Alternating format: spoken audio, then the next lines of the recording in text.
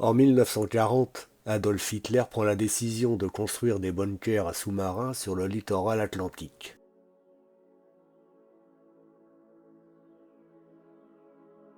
La rade de l'Orient offre des atouts tant par sa position stratégique sur l'Atlantique que par ses aménagements et équipements, et le chantier démarre en février 1941.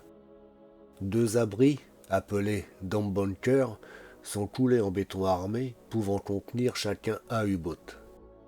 Toutefois, ce système s'est rapidement montré insuffisant et en février 1941, la marine allemande décide la construction d'un bunker pour sous-marins avec 5 alvéoles à sec appelés Kéroman 1.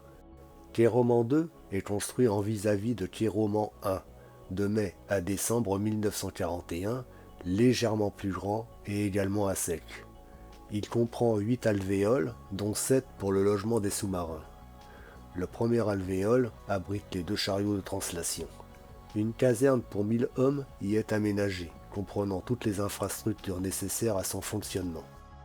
Ces 2 blocos sont desservis par un slipway, plan incliné sur lequel on fait circuler au moyen d'un treuil un chariot qui vient se glisser sous la coque du navire et qui permet de hisser celui-ci sur un terre-plein. Une plateforme de transbordement permet d'accéder aux alvéoles fermées par des portes blindées.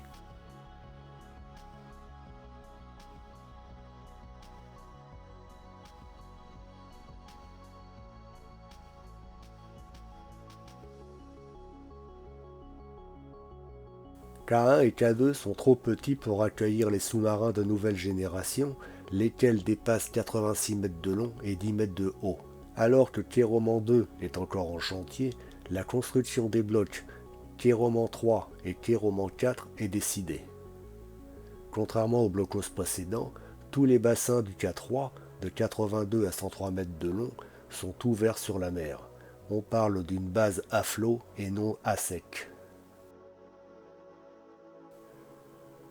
Construit pour l'essentiel d'octobre 1941 à janvier 1943, K3 pouvait accueillir jusqu'à 13 sous-marins dans 7 alvéoles.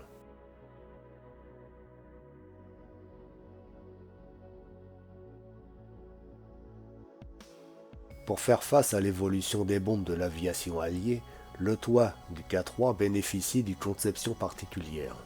Il s'agit de chambres d'éclatement, système Fangros, constituées de poutres en béton armé destinées à faire éclater les bombes avant qu'elles n'atteignent le toit de la base. Ce système crée un espace vide grâce à des couloirs de 130 mètres de long juste en dessous, où le souffle de l'explosion peut être canalisé sans endommager les dalles du toit. 3 flaques ou tours de DCA sont installées sur le toit.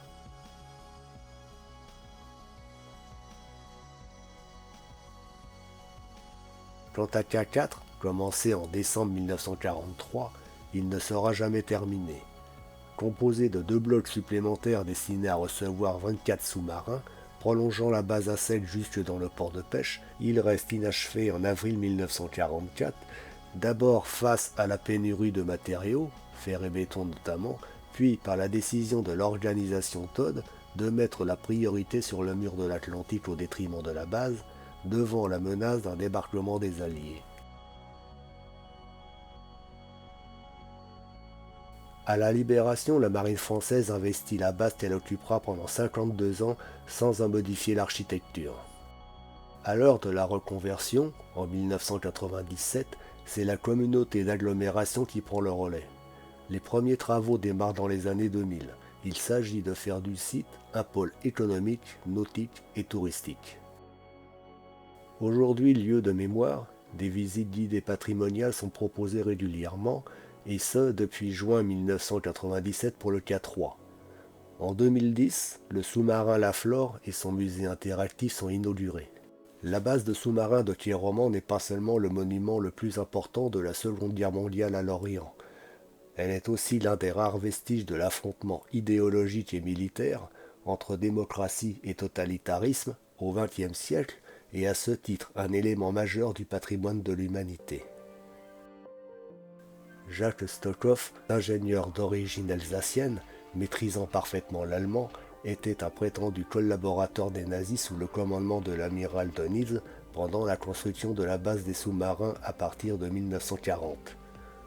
Conspué par des Lorientais, il était en réalité patriote clandestin et résistant, membre du réseau Alliance communiquant toutes ses informations aux Alliés. Pas un sous-marin n'entre ou ne sort de la base de l'Orient sans que les Alliés n'en soient immédiatement avertis. Jacques Stokov a été arrêté par les Allemands le 21 février 1944 et déporté en Allemagne. Il a été assassiné au camp de concentration d'extermination du Struthof en Alsace. Le 6 juillet 1946, l'Orient lui rend hommage en baptisant de son nom la base de Kéroman.